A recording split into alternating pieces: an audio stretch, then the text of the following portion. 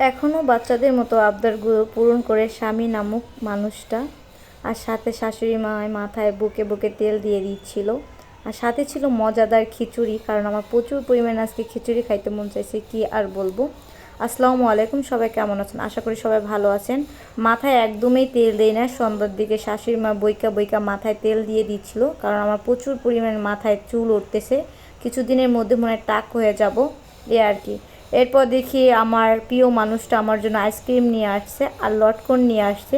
যেহেতু সবসময় আগে একটা আইসক্রিম আনতো, এখন যেহেতু তার বাসায় তার দুইটা প্রিয় মানুষ, একটা হলো তার মা আর একটা হলো আমি, তাই সে আজকে আমাদের জন্য দুজনের জন্য দুইটা আইসক্রিম নিয়ে আসছে।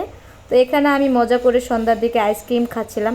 খাওয়া দাওয়া শেষ করে আমার হঠাৎ করে মনে হলো যে আজকে একটু ঠান্ডা ঠান্ডা আবহাওয়া, কারণ সারাদিন টিপ টিপ করে বৃষ্টি পড়তেই ছিল, তাই আমার মন চাইতেছিল একটু খিচুড়ি খাবো। আর আজকের খিচুড়িটা আমি রান্না করব হলো গরুর ভুঁড়ি দিয়ে, গরুর তেল দিয়ে। গরুর তেল দিয়ে কি কখনো খিচুড়ি খেয়েছেন? তো আমার শাশুড়ি মা বারবারই বলতেছিল যে গরুর তেল দিয়ে খিচুড়ি রান্না করলে নাকি ভালো লাগে। তো আজকে সে আমাকে বলে দিছিল যে গরুর তেল দিয়ে কীভাবে খিচুড়ি রান্না করবো, তো আমি তার মতো করে খিচুড়ি রান্না করতেছিলাম।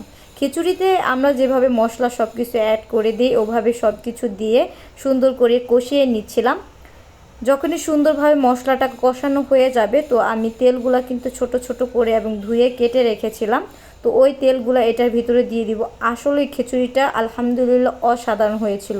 আপনারা কিন্তু বাসায় এভাবে গরু চবড়ি দিয়ে খিচুড়ি রান্না করতে পারেন, খুব সুন্দর একটা ফ্লেভার আসে। তো এরপর এই যে গরু চবড়িগুলো কিন্তু আমি ছোট ছোট করে কেটে রেখেছিলাম, এটার ভিতর দিয়ে দিলাম। তো এরপর কিছুক্ষণ সুন্দর করে কষিয়ে নিব। কষানো হয়ে গেলে এর ভিতরে আমি এখন একটুখানি গরম পানি অ্যাড করে দিব এবং সিদ্ধ করার জন্য। তারপর আবার একটু নুন, ভাই রান্না করার সময় আমি প্রায় সময় ভুলে যাই নুন দেওয়ার কথা, এবং যেদিন দিব সেদিন অনেকগুলো নুন দিয়ে দিই।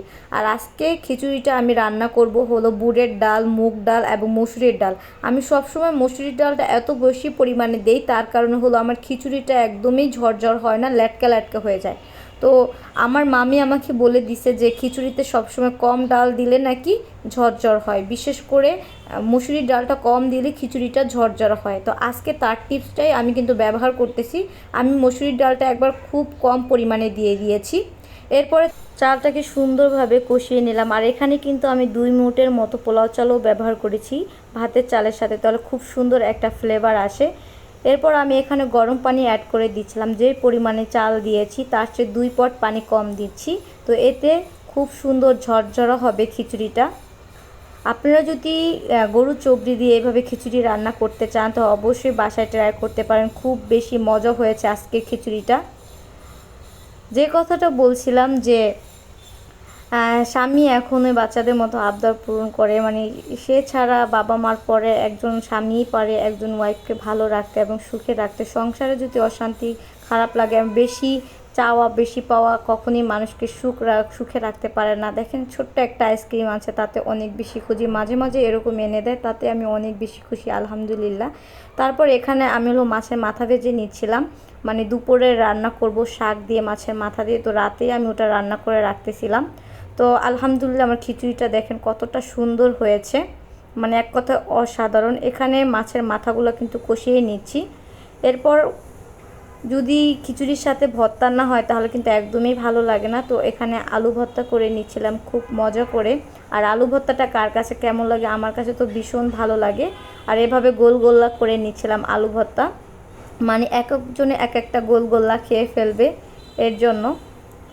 তো এরপরে এই যে মাছের মাথা দিয়ে কিন্তু আমার শাকটা রান্না করা হয়ে গেছে। আপনারা যদি এটা ভিডিওটা দেখতে চান অবশ্যই কিন্তু কমেন্ট করবেন।